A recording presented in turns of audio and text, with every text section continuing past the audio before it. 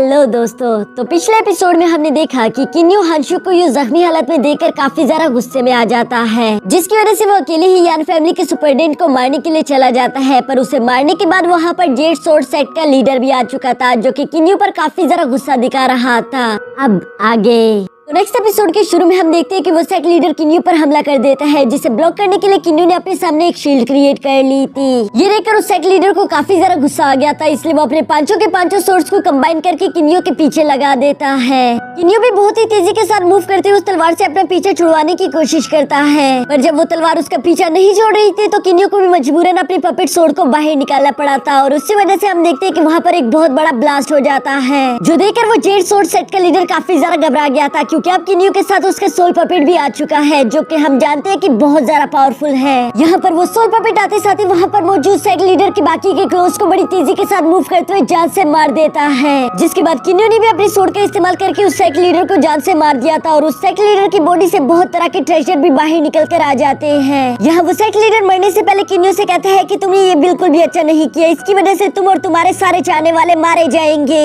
दूसरी तरफ set leader के भाई को भी ये खबर मिल चुकी थी कि मेरे भाई को एक किन्यू नाम के शख्स ने मार दिया। किन्यू घर वापस आने के बाद उस सेट लीडर की एनर्जी क्रिस्टल को एब्सॉर्ब करने की कोशिश कर रहा था, ताकि वो अपनी कल्टीवेशन लेवल को बढ़ा सके, और ऐसा करते हुए वो डार्क स्टार के लास्ट स्टेज पर पहुंच जाता है, जिसकी वजह से उसकी कुछ न्यू एबिलिटीज भी ओपन हो गई थी। यहाँ किन्यू खुद को पूरी तरीके से स्ट्रॉन्ग करने पर ध्यान दे रहा था, क्योंकि वो जानता था कि आज के दिन उसने जो किया है उसकी वजह से जेड सोर्ड सेट वाले चुप नहीं बैठेंगे, इसलिए वो खुद की प्रैक्टिस करने के लिए अपने गोल्डन स्क्रोल में से एक 9th लेवल के डीमन किंग को बाहर समन कर लेता है, जिसका नाम था कोंगलोंग। यहाँ किन्यू कोंगलोंग से कहते हैं कि तुम एक 9th लेवल की डीमन किंग हो, और मैंने अभी कुछ कल्टीवेशन टेक्निक सीखी है, जिसके लिए मैं चाहता हूँ कि तुम मुझसे फाइट करो, ताकि मैं उन टेक्निक्स को अच्छे से प्रैक्टिस कर सकूं। ये सुनकर कोंगलोंग फौरन से किन्यू पर हमला करना शुरू कर देता है। यहाँ इस फाइट के दौरान किन्यू नोट करता है कि कोंगलोंग की रफ्तार तो बहुत ज्यादा है, इसलिए वो कोंगलोंग से कहता है कि तुम काफी ज्यादा खतरनाक हो, इसीलिए तुम जेड सोर्ड सेट के एम्परर से फाइट कर सकती हो। जिस पर कोंगलोंग बताता है कि मास्टर, मैं आपके लिए किसी के साथ भी फाइट करने के लिए तैयार हूँ, लेकिन एम्परर यू बहुत ज्यादा खतरनाक इंसान है, मुझे नहीं लगता कि मैं उनसे जीत पाऊंगा।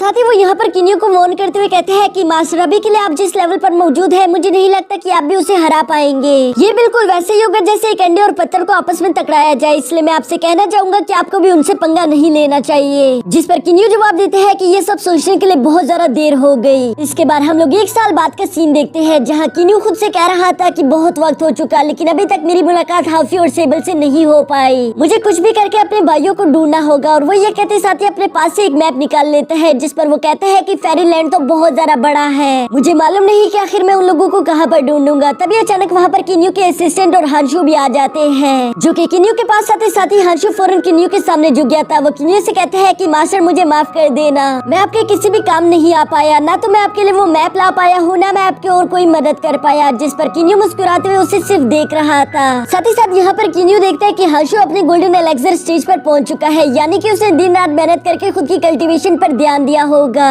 ये देखकर किन्यू को हंशु की हार्ड वर्क काफी ज्यादा अच्छा लगता है, इसलिए वो हंशु से कहते हैं कि याद है तुमने आज से 1 साल पहले मुझसे कुछ कहा था, तुम मेरे स्टूडेंट बनना चाहते थे, तो क्या अभी तुम उसके लिए तैयार हो? जो सुनकर तो हंशु की खुशी का ठिकाना ही नहीं रहता, और इसलिए वो कहते हैं कि यस मास्टर, मैं अभी भी आपका स्टूडेंट बनने के लिए पूरी तरीके से तैयार हूँ। ये सुनकर किन्यू कहता है ठीक है, फिर आज से तुम मेरे नए डिसिपल हुए, और आज के बाद तुम मेरे साथ ही ट्रेनिंग करोगे। जिसके बाद हम देखते हैं कि किन्यू ने हंशु की ट्रेनिंग शुरू करवा दी थी, और वो उसे सख्त से सख्त ट्रेनिंग करवा रहा था, जबकि हंशु भी अपनी पूरी मेहनत कर रहा था। इसके बाद यूं ही समय गुजरता जा रहा था, और हम देखते हैं कि यहाँ हंशु और मिस लिन एक दूसरे के काफी ज्यादा करीब आ चुके थे। हंशु उसके लिए बाजार से एक बहुत ही ज्यादा खूबसूरत स्टोन खरीदता है, लेकिन तभी अचानक हंशु की नजर वहाँ पर हान मिंग पर पड़ गई थी, जिसे वापस यहाँ पर देखकर हंशु थोड़ा सा हैरान जरूर हो गया था, क्योंकि उसे पनिशमेंट के तौर पर यहाँ से दूर भेजा गया था। इसलिए हंशु चुपके से हान मिंग को फॉलो करना शुरू कर देते हैं, और वो चुप चुप कर हान मिंग की सारी बातें सुन रहा था। जहाँ हान मिंग एक लड़की को बताता है कि ग्रैंडपा ने मुझे यहाँ से दूर पनिशमेंट के लिए नहीं भेजा था,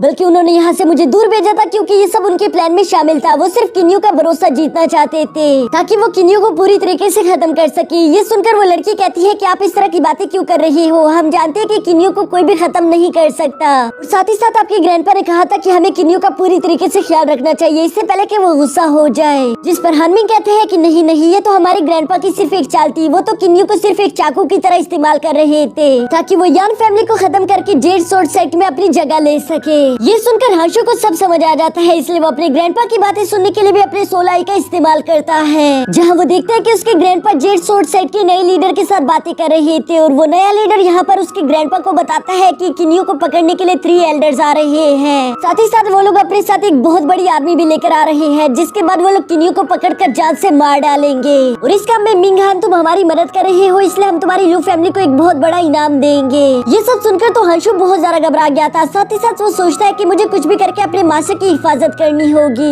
इसलिए वो सबसे पहले जाकर मिस लिन से मुलाकात करता है, जहाँ वो उसे वो स्टोन देते हुए कहते हैं कि तुम्हें मुझ पर भरोसा करना होगा। मैं चाहता हूँ कि आज की शाम तुम मास्टर किन्यू के साथ मेपल स्टार को छोड़कर चली जाओ, हो सके तो मैं भी वहाँ पर आने की कोशिश करूंगा, पर अगर मैं वहाँ वक्त पर ना आ सका तो तुम लोग मेरा इंतजार नहीं करोगे। मुझसे वादा करो कि तुम यहाँ से चली जाओगी। और ये कहने के बाद हंशु सीधा भागता हुआ यहाँ किन्यू के पास भी आ जाता है, लेकिन वो किन्यू को इस बारे में कुछ नहीं बताता कि मैंने क्या क्या सुना, बल्कि वो यहाँ पर किन्यू से कहता है कि मास्टर मैं आपके लिए एक बुरी खबर लेकर आया हूँ। असल में आपने जेड सोर्ड सेक्ट के लीडर को जान से मार डाला है, जिसकी वजह से एम्परर युआ पर बहुत ज्यादा गुस्सा है और मेरे ग्रैंडपा को ये बात बिल्कुल भी पसंद नहीं आ रही। वो डर रहे हैं कि कहीं वो हम पर हमला न कर दे, इसलिए मेरे ग्रैंडपा चाहते हैं कि प्लीज आप ये स्टार छोड़कर चले जाएं, नहीं तो आपकी वजह से हम लोगों की जान भी खतरे में आ जाएगी। और जहाँ तक आपकी और मेरी बात है तो मैं आपसे और ज्यादा कुछ नहीं सीखना चाहता, क्योंकि आपने मुझे ऑलमोस्ट सब कुछ सिखा दिया है। मैं जानता हूँ कि ये सब बहुत ज्यादा एम्बैरेसिंग है, लेकिन मुझे माफ कर देना, मेरे पास और कोई रास्ता नहीं। जिस पर किन्यू कहता है नहीं नहीं कोई बात नहीं, मुझे लगता है कि वैसे भी मैंने यहाँ पर काफी ज्यादा वक्त गुजार लिया, इसलिए अब मुझे भी यहाँ से चलना चाहिए। और यहाँ से जाने से पहले किन्यू कहता है कि याद है मैंने तुमसे एक बार कहा था कि मास्टर तुम्हें कुछ आर्टिफैक्ट और वेपन्स देंगे। और ये कहने के बाद किन्यू अपने पास से कुछ ट्रेजर निकालकर हंशु को दे देता है।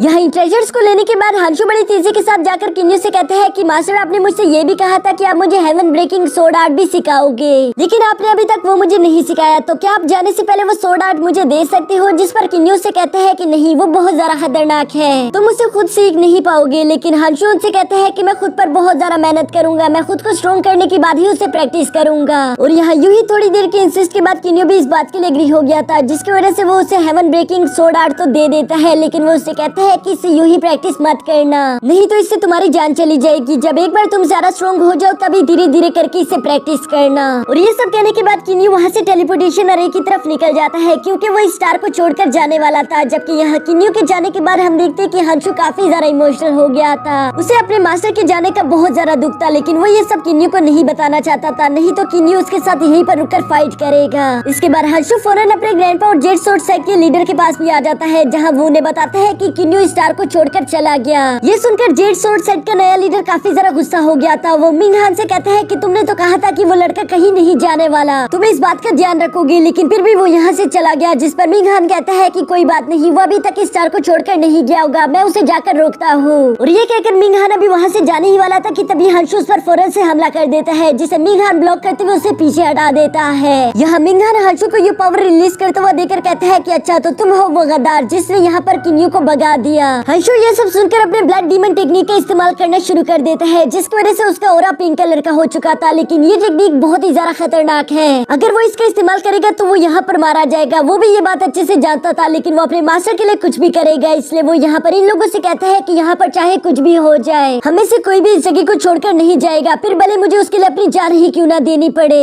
यहाँ ये सब कुछ तो चल ही रहा था, जबकि दूसरी तरफ हम किन्यू को देखते हैं जो कि टेलीपोर्टेशन अरे तक पहुँच जाता है। वहाँ पर मिस लिन भी पहले से उसका इंतजार कर रही थी। वो किन्यू से कहती है कि हंशु आपके साथ नहीं आया, जिस पर किन्यू कहते हैं नहीं भला वो मेरे साथ यहाँ पर क्यों आएगा। और यहाँ मिस लिन किन्यू को सारी बातें बता देती है, जो सुनकर किन्यू समझ चुका था कि हंशु जरूर मुझसे कुछ छुपा रहा है, इसलिए वो बड़ी तेजी के साथ वापस हंशु को देखने के लिए जाता है। लेकिन वो वहाँ पर जैसे ही पहुँचता है वो देखता है कि हंशु की हालत बहुत ज्यादा खराब हो चुकी है। और बाकी की स्टोरी तो हम लोगों ने फर्स्ट एपिसोड में ही देख ली थी, जहाँ आने के बाद किन्यू वहाँ पर मौजूद हानमिंग और मिन हान दोनों को जान से मार देता है। इसके बाद हम यहाँ पर देखते हैं कि किन्यू काफी ज्यादा इमोशनल होने के साथ साथ काफी ज्यादा गुस्से में भी था। वो अपनी सोर्ड का इस्तेमाल करके वहाँ पर जेड सोर्ड सेक्ट के नए लीडर को भी जान से मार देता है, जिसके बाद वो मिस लिन से कहते हैं कि हंशु की हालत बहुत ज्यादा खराब है, मैं तुम लोगों को अपने स्पिरिचुअल मेंशन में भेज रहा हूँ, तुम लोग वहाँ पर मेरा इंतजार करना। और ये कहने के बाद वो उन दोनों को अपने स्पिरिचुअल मेंशन में भेज देता है, जिसके बाद हम देखते हैं कि तभी अचानक वहाँ किन्यू के सामने एक पोर्टल ओपन हो गया था, जहाँ किन्यू देखता है कि उसके सामने कुछ लोग खड़े थे जो कि शायद उस पर हमला करना चाहते हैं। ये देखकर किन्यू भी खुद को फाइट के लिए तैयार कर लेता है। और इसी के साथ हमारा ये एपिसोड भी यहीं पर खत्म हो जाता है।